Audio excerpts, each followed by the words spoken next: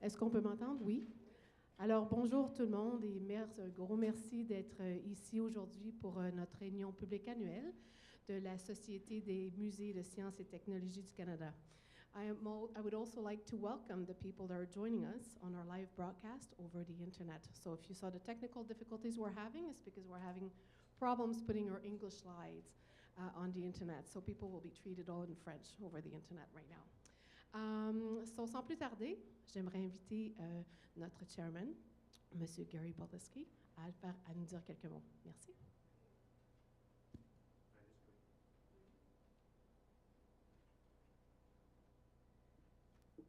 Thank you, Geneviève. Bonjour. Il me fait grand plaisir de vous souhaiter la bienvenue. If I was one of my grandchildren, I could do the rest of this in French, but that's about as far as the kid from Thunder Bay gets. So with your permission, I'll kind of do this in English. And I would like to just acknowledge that it has been a tumultuous year for our museums. The Agricultural Museum is off to, with its new learning center, the Aviation Museum with the Living in Space exhibition, which will lead to the Star Trek extravaganza starting in May.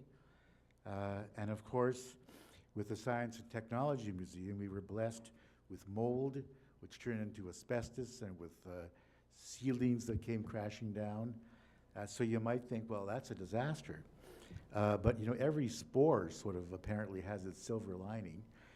And the disaster led to $250 million, which actually came together yesterday in its second iteration. And so, as you would expect, these are particularly exciting times. And Alex will be going into that in more detail.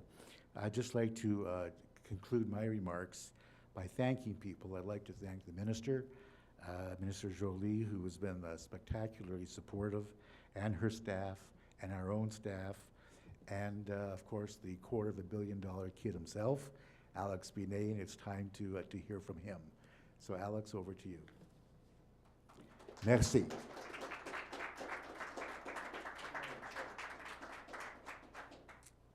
Thanks, Gary. A few million short of $250 million, but we're working on it.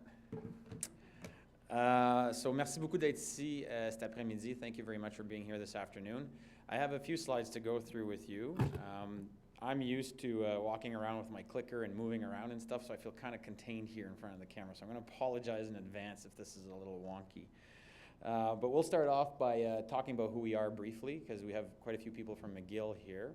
And since we're an Ottawa-based institution, not that we're competing between Ottawa and Montreal, because the Habs would win that every day anyways. Then let's just tell you a little bit about who we are. So we're 3 national museums. Dr. Polonsky mentioned that we are the Canada Agriculture and Food Museum, which is one of the only, if not the only, working farm in a nation's capital, anywhere in the world, has hundreds of animals, has historic artifacts on some of Canada's first pioneers and some agricultural culture. We also, on a également le Musée de l'Aviation et de l'Espace, qui est un CNN top 10 au monde, qu'on n'est pas assez fiers de promouvoir de la sorte, mais c'est vraiment un des meilleurs musées de l'aviation et de l'espace au monde, qui est juste à l'extérieur du centre-ville d'Ottawa. Puis on a également le Musée de sciences et technologies, tel que Gary a mentionné, qui est cédulé pour réouvrir en novembre 2017. On time and on budget, and to a whole bunch of rave reviews, and the team's pretty excited about all the work that we're doing on the relaunch of that particular institution. We're going to be resetting the bar for what's possible. 2 years to tear walls down, bring the walls back up, and do 90,000 square feet of exhibition is not something we're accustomed to in North America, and it's something that the team is on target for achieving, and we're extremely proud of that. So 3 national museums. If you were to look at us by the numbers, we reached over 170 countries in the last few years. We do a bunch of historically accurate mobile games. We have over 100 live animals, hundreds of thousands of artifacts, and we are also one of Canada's top science communications shops in the sense that we've reached about 14 million Canadians in the past year, and we're extremely proud of that as well. So that's who we are by the numbers. Au Musée de l'agriculture et de la nourriture, depuis la dernière année, on a été capable de relancer une nouvelle exposition sur la préservation de la nourriture, The Science You Eat. We were able also to speak to and launch an exhibition on Canadian veterinarians caring for war horses in the past year as well. So we also have year-round public and school programming that teach the children about the foods and the products that we produce here in Canada from an agricultural perspective. Oh, you can keep clicking through this, Kao. Great. Now at the Canada Aviation and Space Museum, on a eu l'opportunité depuis la dernière année, so just keep clicking right through. Too much animation in the slides, that's okay. Au Musée de l'Aviation et du Canada, on a été en position de renouveler la plupart de nos expositions ou de renouveler beaucoup de textes sur le plancher. On a été capable de célébrer le centenaire de la Première Guerre mondiale aussi. Puis on a été capable de faire l'acquisition et puis l'exposition de nouvelles avions sur le plancher. Donc ça a été une année très intéressante. On the next slide, we also launched, from our perspective, Canada's first mobile game where we were able to take history. So we 3D scanned all the aircraft on the floor down to the rivet and made people fly through structures and artifacts, structures and pylons and shoot bubbles. So it was good. It was a good first attempt at getting history to merge with digital technology and to see what came of it. So that was our first launch in 13-14, and we will talk a little bit later about some of the innovative work that we'll be doing to pursue this kind of history and cultural engagement with digital natives and youth, frankly, anybody that plays video games. Au Musée des sciences et tech, comme que Gary a mentionné, on a fermé en septembre 2014. Never waste a good crisis, as Winston Churchill would have once said. So we've been busy doing quite a few things for the relaunch, which we'll speak to a little bit later. But prior to the closure, we were able to participate in the Ottawa Maker Faire. We ran a whole bunch of summer camps. We are probably one of the museums in Canada that has the most outreach, the largest amount of outreach programs, and does the largest amount of youth engagement as well. So we were able to continue that tradition prior to the closure, and had just launched an exhibition on big data as well prior to mold. And I'm not a chemist, but I've been told that Stachybotrys is the most aggressive, fastest growing mold spore type there is out of 104,000 types of mold. And that's what hit us in September 2014, which forced us to close, unfortunately. But luckily, with the help of the Government of Canada, we've been able to relaunch, or in the process of relaunching the museum with an $80.5 million capital injection, so we are well on our way for that. However, after closing, what was interesting is when you no longer have a box to think in, because you literally don't have a box anymore, interesting things can happen. So we were able to actually continue our outreach into the community. We crammed all of our programs into a car and started traveling anywhere that this car could go to. So it's called Museums on the Go, Science Mobile to schools, libraries, community events, and it's gone extremely well in the process. We've been able to increase our traveling exhibition programs as well as a result of not having to necessarily have a box to run the Science and Tech Museum in. We've been able to get out across Canada. So Echoes in the Ice, after the finding of the Franklin Bell, for example, and other things, has been traveling across the country. It was at Library and Archives Canada and has been traveling across Western Canada for the last year. On a également été capable de faire un atelier sur Minecraft. Again, this concept of trying to take science and history to youth. Any of you that have children in the room of a certain age will know that they spend a lot of time on Minecraft, which is actually a good game to be on, frankly. So we were able to do workshops at the Canada Aviation and Space Museum run by the Science and Tech Museum. On this workshop in particular was in collaboration with kids from Peru, Alaska, Sudbury. They got to build a space shuttle together, threw out a bunch of space artifacts on the floor so they got to see the real thing. They got to create their space shuttle on Minecraft to launch up into Mars and go mine some asteroids, I should say, sorry. So, and in typical youth fashion, we were able to sort of supervise to make sure their interactions. It's quite fascinating to see youth interact across the various countries in South America and North America and see how exactly, very similar they can be actually in some of their interactions, and I will spare you the colorful commentary. From a corporation perspective, on a été également capable de lancer une initiative for greening of the enterprise as well, so we've been able to continue the trend of going greener. As some of you may know, yesterday we had an announcement of a $156 million collection reserve facility, which will be state-of-the-art and continue the tradition, the pattern that we have of making our buildings greener and more efficient and sustainable. So we have also been able to continue down that trend from a corporate perspective, even though one of our 3 museums has been closed. On the next slide is where we talk about really starting to look at how digital culture and heritage institutions such as ours and science museums, because we're a bit of a weird mix of all of those things combined at the Canada Science and Technology Museums Corporation, and really sort of launch into the open heritage sort of movement. So we were able to launch the app, as I talked about. Our national collection database is online fully. One of the first to be able to do that. We were able to be the first national museum on Google Cultural Institute, for example. So it's a question of trying to get our content, which we sit on tremendous amounts of content, whether it's archives or artifacts, out in the public in a way that's accessible. And the easiest and most efficient way of doing that is obviously online. So we've also been able to continue renewing the museum's 3 websites on the next slide, as well as the corporation's foundation's website. So we've also hosted a series on the next slide of Google Hangouts, from meeting some of the new lambs at the farm, for example, which was one of the more popular ones, to aviation and space hangouts as well. On a également été capable de lancer une série de vidéos sur YouTube qui traite de différents sujets scientifiques, qui varient de comment créer un télescope à, encore une fois, passer un peu de temps avec certains animaux sur la ferme. Sur la prochaine diapositive, on a eu notre première initiative aussi à faire du crowdfunding.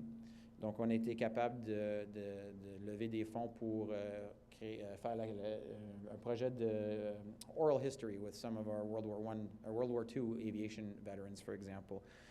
So we dabbed into the crowdfunding space as well, something that we had not done before. So it was a year of firsts, for sure. From an educational partnership perspective with universities, which we'll be speaking to a little bit later on, some of the work that we'll be launching together as McGill and the museum, is built on, this isn't something that's come out of the blue. We've been able to actually develop a lot of partnership with community colleges and universities. So some of their veterinary technology students, for example, coming in from Algonquin College, the aircraft maintenance students are also operating on some of our historical artifacts and some of our engines. University students are involved in a series of new exhibitions, local university students in Ottawa, and we've got curators that are teaching and lecturing at local universities and colleges. So we are today going to be building on that history and on that track record of success of community and post-secondary engagement in a big way. And I won't steal all of Jason's thunder necessarily, but I'll steal a little bit of it. So on that note, however, so that was the past year. We'll talk about the next year in a little bit. But before we do that, I'd like to invite Fern Prue, who's our Chief Operating Officer, to come up and spend a few minutes talking about our fiscal situation. But not before I thank the Government of Canada for its support in the 13-14 fiscal year. So thank you, 14-15 fiscal year, apologies, and thank you very much for the successful year that we've had and your support in that.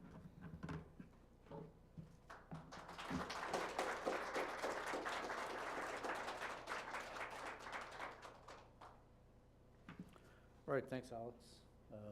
Next slide, we got the financials. There we go. Just give you a little synopsis on what the financial situation was. And again, we're looking at the fiscal year 14-15, which ended almost a year ago. By the time we get the financial statements done and approved, they have to be tabled in Parliament before we can make them public. So that's why it takes a little bit of a delay before we can actually get and start sharing the news that we do have. As you've heard, it's been a very active year for us, reshaping the operational model, financial model around a museum that became closed without walls, creating a whole new model for us to do some financial planning. So on looking at the bright side of some of the occurrences that happened, the closure of the museum happened in November, which is right after the tourist season, cyclical business. So all the revenue, the peak revenue season came through. We got the revenues coming through before all the expenses kind of normally happen with less revenues to go against. So the attendance for that year was very solid year. We've shown 2-year growth at the Aviation Museum and the Agriculture and Food Museum. The programs are really ils prennent de l'ampleur. C'est excellent de voir le développement, l'évolution des musées. Même avec la fermeture du musée de sciences et technologies, on a pu atteindre 2,2 millions d'admissions. Other revenues include farm operations. As we mentioned, we do operate. We have animals at the farm. We actually have a milk quota. and we sell our milk to a milk marketing board and actually generate revenues from our farm operations. So that's part of the other revenues that are, you can see up there. The other part of the other revenues are parking and museum memberships. So that's the other revenues. The commercial operations, like most museums, we have a retail, facility rentals, not as eloquent as this building here to rent the facilities, but we do actually host groups for weddings and other events within, and we generate some revenues from that for a total of $4.898 million. We also have supporting revenues through partnerships, sponsorship. Our sponsorship group is really doing well. They're now fully anchored in where we're going with the vision of the museum and our partnership growth. Our sponsorships are accelerating rather nicely with a record high of $1.372 million coming through for us. For an institution of our size, it's something we can be proud of. All museums across Canada that we are now in the top tiers of generating museum contribution and sponsorship revenues. We also have a foundation that works with us for scientific contributions and donations, which contributed a little over $200,000 last year towards the museum's activity, for a total revenue of $7.028 million. On the expense side, as you can see, the expenses can be shifted in different ways. What we have here is based on activities, museum activities, collecting, sharing knowledge. So the heritage preservation includes the historical, curatorial, collections management part of the work. So that activity, we invested $4.1 million into it last year. The sharing knowledge includes the exhibitions, the websites, the communicating, the education programs. That investment was $13.6 million. Our support activities include the administration, finance, government, governance, the IT infrastructure, for an investment of $6.5 million, and the accommodations is basically, as you may have heard, we received some funding for our leases. We're leasing buildings or property tax, utilities, everything we need to run the facilities of the museum on all our sites, including 19 different buildings across the city. Costs $13.4 million, for a total cost of $37.8 million.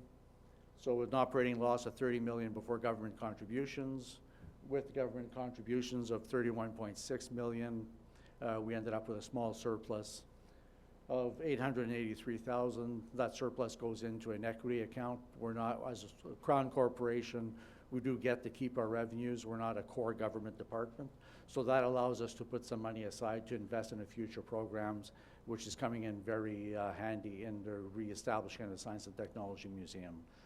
So that, in a nutshell, is our financial picture. We had a very good year in 14-15, again, because the cycle of revenues coming through.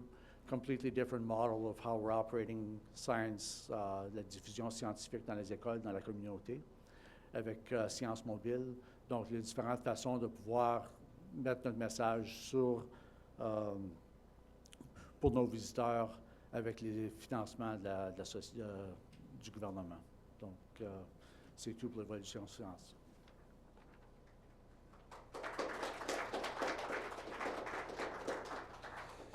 Great, so now I get the pleasure of talking to you about what's coming in 15-16, even though 15-16 is almost over. So let's talk about what we've been doing in the past year. So obviously we talked about relaunching the Science and Technology Museum. That's been, on time, on budget. We've got fabrication and design firms all over North America, really from US to Canada. One of them is here in Montreal. Partners are in place. The construction is going well. We have a roof now. Officially started on a roof, so we have roof and beams and posts, I guess, for now, and foundation. So it's coming along. It's going to be a busy year. We've also been able to launch our second game, which is called Ace Academy Black Flight. So after we launched the first one and realized that maybe we could do something with history and digital, we took a page out of our friends at HBO, I guess, and Band of Brothers or The Pacific, for any of you that watch those shows, and actually reenacted the lives of 5 Canadian pilots that flew in a squadron called Black Flight during World War I. So we actually took their war diaries and turned it into a video game that is now over 175 countries and 65,000 downloads, a little over 2 months since it's been launched. So people are actually consuming and using Canadian culture, Canadian knowledge, Canadian history online in a way that frankly, they may not even be realizing that they are. We've also been able to take our science and some of our artifacts in 3D format, so 3D printing and 3D scanning in a big way across most Comic-Cons across Canada. Why? Because science fiction and and science are actually related. As you can, if you're a Star Trek fan, a lot of the technology in Star Trek has found its way into our daily lives already. A few of them haven't, like teleporters and others, but I've been told that that's being worked on actively, so hoping that happens in my lifetime. We've also been able to host Food for Thought lectures with a series of professors and scientists from the University of Ottawa as well. So it's been a very active year. It's been a year where we've put a lot of pieces on the puzzle board to be more than a museum, more than a science center, but actually really morph into a knowledge institution and be able to talk future science and past history and trying to merge the two together, because they cannot be separated and should not be separated when you're talking to youths across the country. So ça a été une année jusqu'à présent extrêmement excitant. On a commencé à faire du live streaming pour justement la plupart de nos activités. Donc, quand on a des rencontres avec notre équipe à nous, ben, on a live stream à travers le pays, à travers le monde, dans le fond. Donc, ça, c'était quelque chose de nouveau pour nous aussi. On a créé un nouvel événement qui s'appelle Bacon Palooza, which is kind of stepping outside of our comfort zone. If you're the Agriculture and Food Museum, you're used to it being a very young audience. This was for bacon, bands, and beer. It was a huge success, and it's something that we'll be looking to repeat as well, to advertise and broadcast to the world that there are museums and there are things you could do even as young adults or as anybody liking bacon, frankly, in this case. Those are some of the highlights. On the next slide, some of the things that will be coming up in 2016, 2017. At the Agriculture and Food Museum, we will be launching an international food series. So every month will be a series of different food cultures. So we'll be looking at, probably my favorite first, hopefully, which is French food. We will be looking at Maple Month, Cheese Month, continuing down Bacon Palooza, but we'll also be looking at continuing the traveling exhibition of Taste of Science that's launched, or Food Science, I should say, that's launched across the country, that speaks to some of the food preservation and some of the food science behind some of the food you eat. At the Aviation and Space Museum, Gary alluded to it, and we will be the world premiere and the global launch of a new Star Trek exhibition in partnership with CBS called Starfleet Academy. So you will be able to go through Starfleet Academy and emerge a doctor, an engineer, a weapons specialist, and then do the Kobayashi Maru for those of you that follow Star Trek. And you will fail the test unless you are Captain Kirk, which also happens to be coming for our event and our global launch. So we're looking forward to that and celebrating the 50th anniversary of Star Trek. For Canada Science and Tech Museum, we will be launching a national traveling program called Game Changers. Ça va parler de la science et puis des mathématiques du domaine des arts qui nous aident à créer des jeux vidéo. La plupart de nos enfants jouent des jeux vidéo sans se rendre compte des mathématiques qui sont impliquées à créer un jeu. So this launches tonight, actually, in Ottawa with speakers from Algonquin and Carleton University and Algonquin College on the concepts of addiction to video games. And we're going to be talking about everything from science and math and the psychology behind video games, and with a 3,500 square foot traveling exhibition that will crisscross across the country, which is already booked for a year and a half, so it's a huge success for us. Obviously, 16-17 will continue with the relaunch of the Science and Tech Museum. 6 major galleries, a children's museum located inside the museum, which is all based on the concept of failing, and failing being acceptable and experimenting. The Science and Tech Museum will tell the story of how science and tech basically created Canada as a nation, from railroad to telegraph to medical sensations. And we'll be looking as well to launch our new future video game called Spaceborne, which is about the human colonization of our solar system. So really diving into the mining concepts, for example, of mining an asteroid, mining the planet Mars, what's required in colonizing Mars, working with institutions such as the Perimeter Institute and others in this video game on actually bringing science to gaming and youth. We will be launching in mid-May our climate change exhibition, but more on the sustainable technologies to help fight climate change in partnership with National Geographic in Ottawa at Lansdowne Park. We'll be traveling across the country, and right now we have a lot of interest from even other countries, so which is great. So this is in partnership with Sustainable Development Technologies Canada. We're actively signing and pursuing agreements for 12 documentaries around the world as well, being co-produced on a variety of scientific topics, from the history of medicine to the future food source for the world, talking to institutions such as the Discovery Channel, the Smithsonian Channel. So we're really, again, this shift from museum, science center to a knowledge institution and using multiple mediums to be able to communicate the message.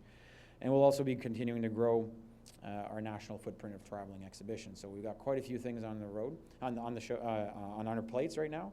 Small team of 225 employees that are hitting home runs every time we turn the corner, which is absolutely fantastic. And as of yesterday, well, we now know that we will be able to get off the ground a state-of-the-art collection facility that will house our collection, the National Gallery's collection, as well as the Canada Conservation Institute under one roof. That will be opening in 2018. Fern. 2019. Apologies, live streaming, I've been corrected on record. 2019, Fern just had a heart attack. Or he's okay. Okay, so without further ado, let's talk about a big part of why we're here today at McGill, so thank you very much for hosting us. Historically, the museum had stopped a lot of its research, and now we're getting back into it. And research for us isn't just our folks getting the privilege of working with our collection, but it's actually opening up our collection to the rest of the country. And McGill was one of our first stops. So I'm here today to talk a little bit about, and again, we'll turn it over to Jason shortly, the McGill Fellowship in the History of Science, Medicine, and Technology collaborations and partnerships that we'll be striking between your institution and the museum. So we collect and preserve Canada's scientific and cultural heritage, and we disseminate it. And McGill provides a broad range of outstanding learning and research programs to prepare students as citizens and leaders who will make a difference. So why not combine the two together? So today I'm here to announce that we will be collaborating with McGill to establish the McGill Fellowship in the History of Science, Medicine, and Technology for the next few years to come, and hopefully build this partnership together. So we're really excited about this because the fellows that we'll be announcing today will contribute to the body of research of our museums. Yes, that's certainly the selfish side of that equation, but it'll also help to the fellows' research that's going to be published by McGill and the museum, and our museum is going to receive McGill objects and archives that are worthy of preservation in the national collection as well. So we're going to be strengthening our ties quite extensively over the next few years together. I know some of our curators that are here today are excited because McGill is ranked among some of Canada's top 4 research universities, so something to be extremely proud of. We may take a bit of heat over this back when we get back home in Ottawa, but that's great, that's fine. It's a national collection, and Montreal is a big part of our history, and so is McGill. So I'm pleased to announce that the first 2 fellows are Cynthia Tang, who's a PhD student in the Department of Social Studies of Medicine, and her field of study is the history of medicine. And Hassan Umut is a PhD student in the Institute of Islamic Studies, and his field of study is the history of science in Islamic society and the history of astronomy. So we look forward to working with Cynthia and Hassan, who will be supervised both by Brian DeWalt, who is our director of the curatorial division, and by David Pantaloni, who is our curator in physical science and medicine. So at this point, I'd like to turn the floor over to Jason. If you'd like to come and join me, and I'll turn the mic over to you. So thank you very much again for hosting us today, and we look forward to working a lot more closely with McGill in the years to come.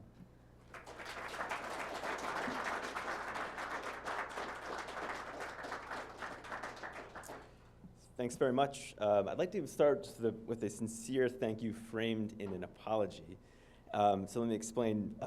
I've been in the field of higher education, teaching at university or college level for 13 years. And for 12 and a half of those years, I really did not run anything. I was not responsible for running anything institutionally really to any great extent. And those 12 and a half years were glorious. They were really wonderful. I could entirely focus on my own academic career and teaching, and that was really great.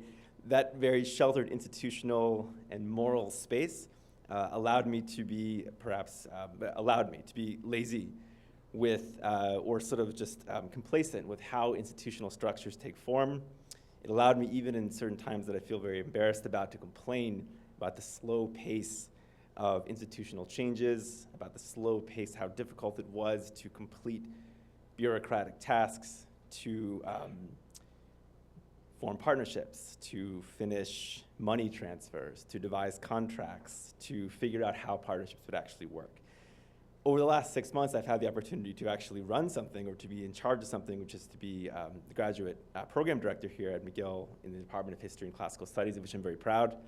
And it's very difficult, it's very rewarding, and it's given me an entirely new perspective on how difficult it is to make institutional initiatives happen, how difficult it is to bring institutions, even when they're very complementary, together.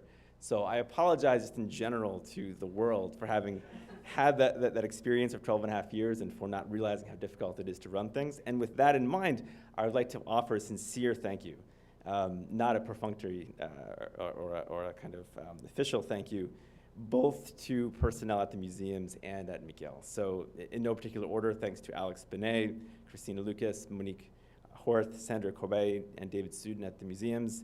And at McGill, Matali Das, Franca Cianci, Greet Venkerbergen, Connie Giuseppe, David Wright, Nicholas Dew, Leila Parsons, Kate Deverat, and others who have supported this effort over the last several months. A sincere thank you as well to the doctoral students, some of whom are with us today, who have been helping us for the last several months.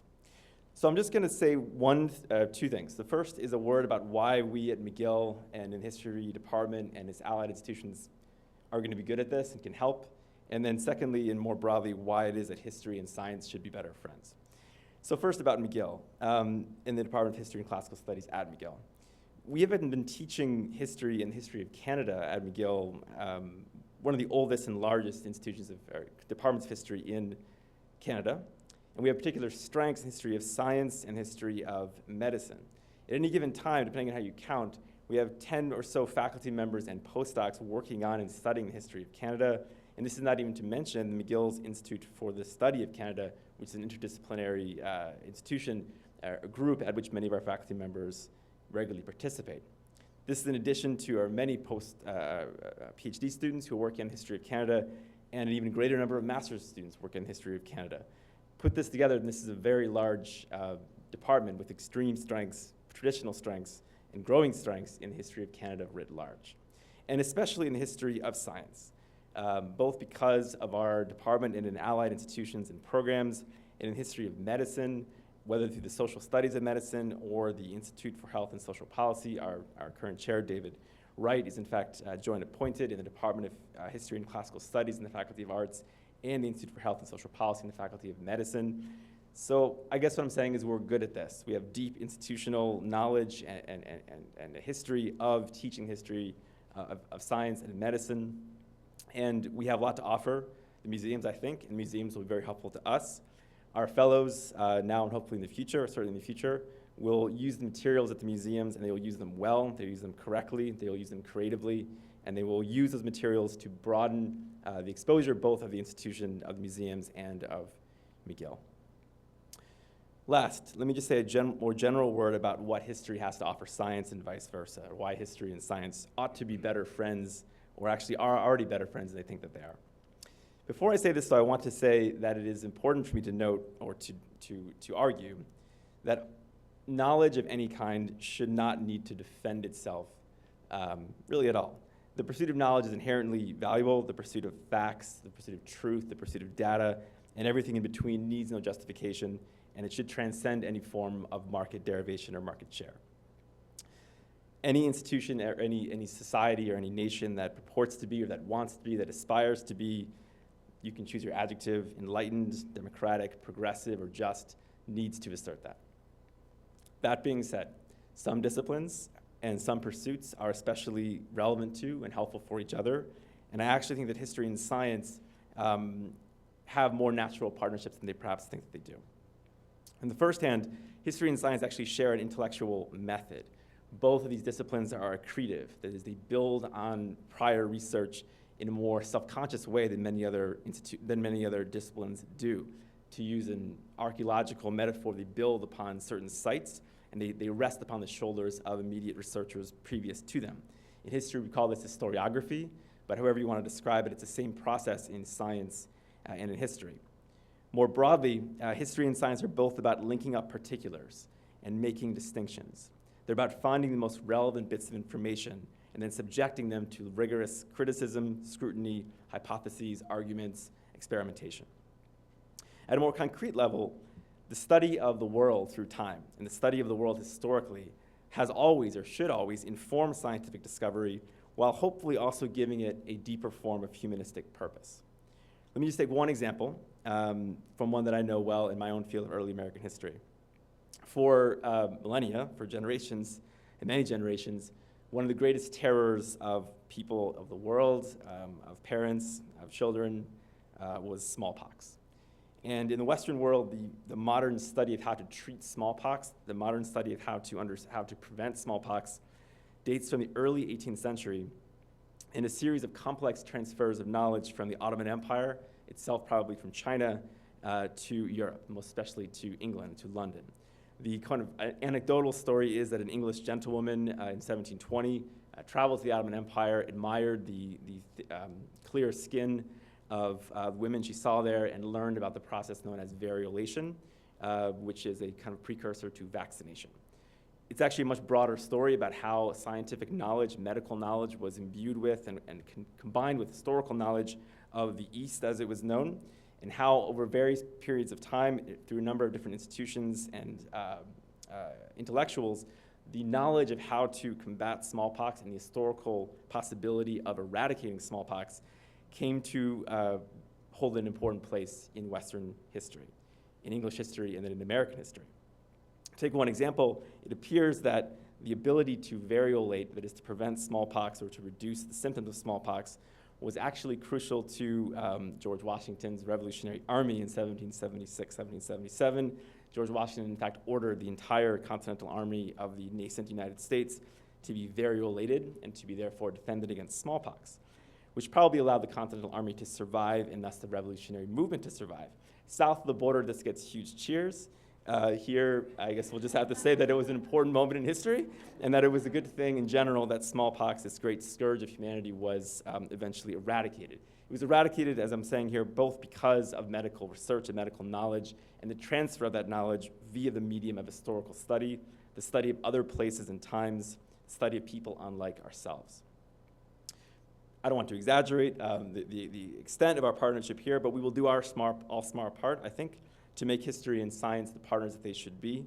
And I look forward to our partnership with museums over the next several years. Thank you.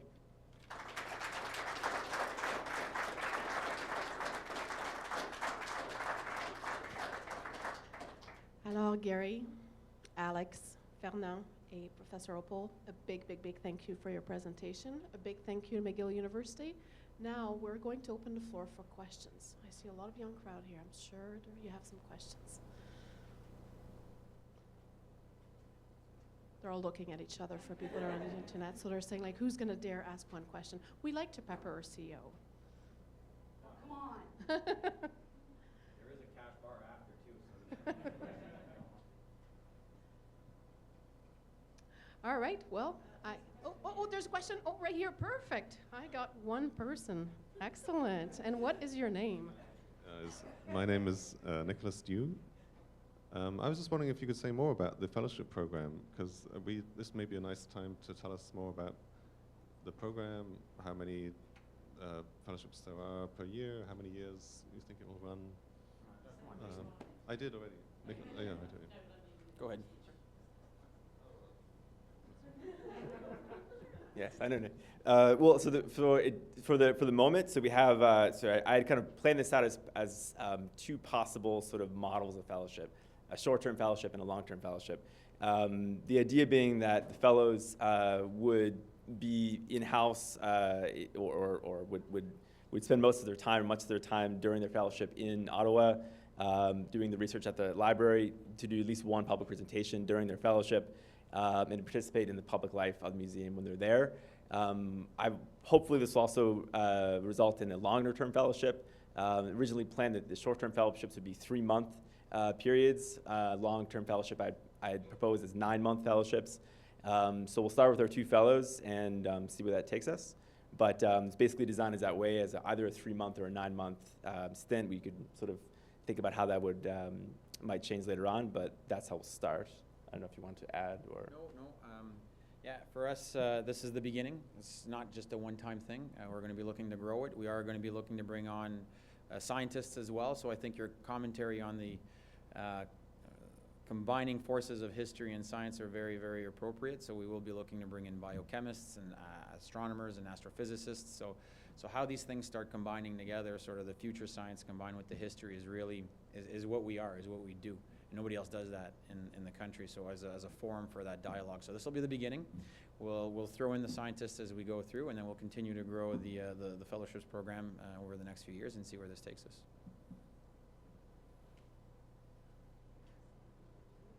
Question. Icebreaker at all, just one. I actually just have a question about one of your exhibits, which as a parent I was really interested in, and that is the, or I guess it's maybe a series of workshops, the idea of failure in experiments. Is that the idea? Yeah, so we're going to have a children's museum in the new institution. And, well, a lot of scientific discoveries, I'm speaking to a bunch of historians, you know, sometimes happen by mistake, only happen through a series of failures. I can speak as a parent in part of that answer as well. My daughter is about to be 16 and my son 12, and I just don't think we promote failure enough. And you know, we took a Steve Jobs, for example, to talk about how many times he's failed in launching, or any entrepreneur will tell you. So science and technology for us is a series of failures that leads to that one sort of breakthrough. And not encouraging failure and trying to hide from it would be bad. So the intent behind the Children's Museum is to provide them a space to fail, try things. You know, here's a challenge, try to fix it. Probably not going to happen, may happen. But then have that right in the heart of the museum, where all these exhibitions are about, you know, the successes that have come from failure. We hope is an environment where youth will be able to come and physically and digitally and intellectually engage in what it means for them to be able to be permitted to fail. Because, you know, if we think at school, for example, you have to have the best grade absolutely possible, and it's a society driven by lack of failure, but at the same time, failure is usually what gives us the success. So it's this weird thing going on. I really commend that. I think that is an amazing idea. As wasn't a parent. mine. I can't take credit for it. And I'll be, yeah. you know, hoping to bring my kid to it, maybe. You absolutely. You'll get an invite. Thank you. Any more questions or volunteers? Oh, there we have another one. This is fantastic. This is a nice crowd. As a parent, I was actually quite curious about the video games. How does that Depends work? what side of the equation you sit on. No, I'm not playing them. I'm watching Okay. other people play them. Are you using them for outreach to people who would not normally be in a museum, and how is that functioning? It sounds like a really interesting idea for a museum to be working on video games. Yeah, you're striking a chord for me personally. If you're in Ottawa, there's a lot of talk about our location not being downtown Ottawa. And for me, a museum in today's world is about being global, because no matter what you do now, it's globally interconnected.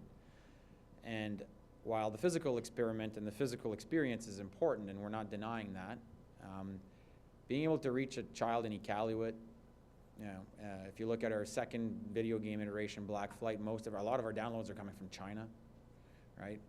A lot in Canada as well, but a lot in China. So Canada has a role to play. We have a role to play to get our culture out there in that world. And if we don't do that, then the risk is that our children, my children, are growing up on a Google and Facebook culture that may or may not contain Canadian content. Getting content out in that world, for me, is extremely personally important. Video games is one facet. We have, for example, 2 weeks ago, we are the first public institution in Canada to remove our firewalls systematically. So as we create draft documents, draft ideas, it will be out there in the world for commentary, for collaboration. So we are a public knowledge institution. It's taxpayers' dollars at work. The knowledge that we generate, that we sit on, that we create, belongs to the public. So for us, we're in that sort of vein of thinking, is getting it all out there as soon as possible, letting researchers, journalists, exhibition designers deal with our content as it is created, because then if we have 10 people contributing to this process, we're adding value. Gaming is the same, gamification is the same context. So if my youth is going to play a video game, that's why I love Minecraft. It's actually helping them, it's teaching them. So we want to educate them, but we want the history lesson to come out. So Black Flight is an example of how we can take 5 Canadian pilots that would otherwise, unfortunately, because they're not an easy company and they're not on HBO, probably not as known because it's Canada and we're south of the border of a massive media giant. This is a way for us to sort of equal the playing field a little bit. So 175 countries in 2+ months getting the story of 5 Canadian pilots that is historically accurate at 100%. The rivets are 100% accurate on the 3D model. For us, is just a way of getting Canadian content out in that spectrum, and getting known as, you know, a great nation that has contributed to world history. In World War I, we were very significant players in that space, and Black Flight, that unit, was a significant player as well. So now we got the story out. And since we know a lot of youth play video games, then we might as well talk to them in their world, in their language as well, and that's one example, right? So that's the sort of the theory or the thinking behind it. We're going to launch probably another 3 or 4 more in the next few years. The next iteration of ACE Academy should be a partnership with a few European countries. That's the target anyways. See what happens.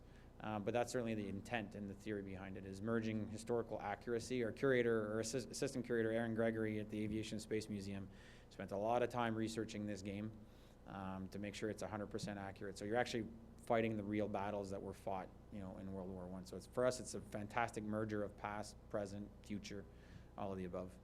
It's really exciting. It wasn't my idea either. Right? I'm on a roll. Actually, this is Fern's idea, Fern's baby in part, so a few years ago. So well done, Fern. And, oh, finally, somebody from the younger crowd. Yeah, that side of the crowd is sort of Finally. dominating.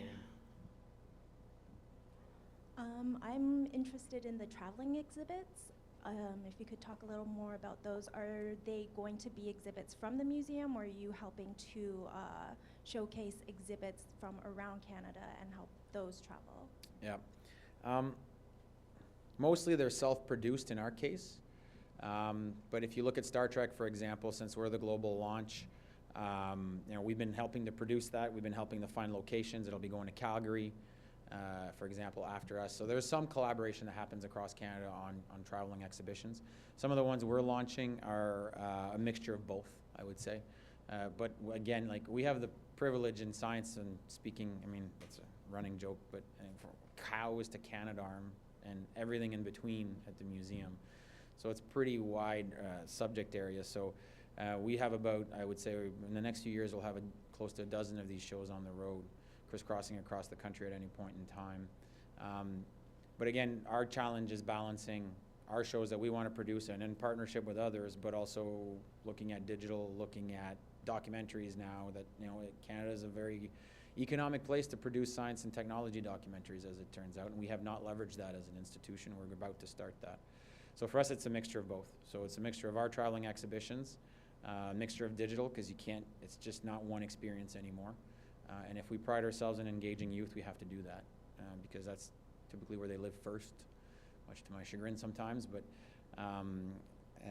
for us, yeah, that's sort of the strategy. So a lot of our taste of science, for example, is crisscrossing across Saskatchewan, Manitoba right now, I believe, or it's in London, Ontario, and it's scheduled to go out west. Game Changers will launch in Sudbury with the Science North Science Center, for example. So it really becomes a blended mixture, typically Canadian in that sense, I guess, actually. Very collaborative, collegial. All right. Well, we've actually did very well. Thank you very much to everyone. Thank you for being here today. Thank you to McGill for hosting us. Un gros merci à l'Université de McGill pour avoir été notre hôte aujourd'hui. This actually adorns our public annual meeting. Alors, cela termine notre réunion publique annuelle. Thank you very much, everybody. As you know, there's actually some drinks, cash bar at the back, as well as some food. And for those that actually were talking about the sort of exhibits that we do in terms of, you have little pamphlets here, information. You also have some nice little USB drive, if you'd like, with the technoscience.ca, where you can actually find us on the internet. And of course, we encourage you to follow us on social media. We do tons of very, very cool stuff. Merci beaucoup. Thank you.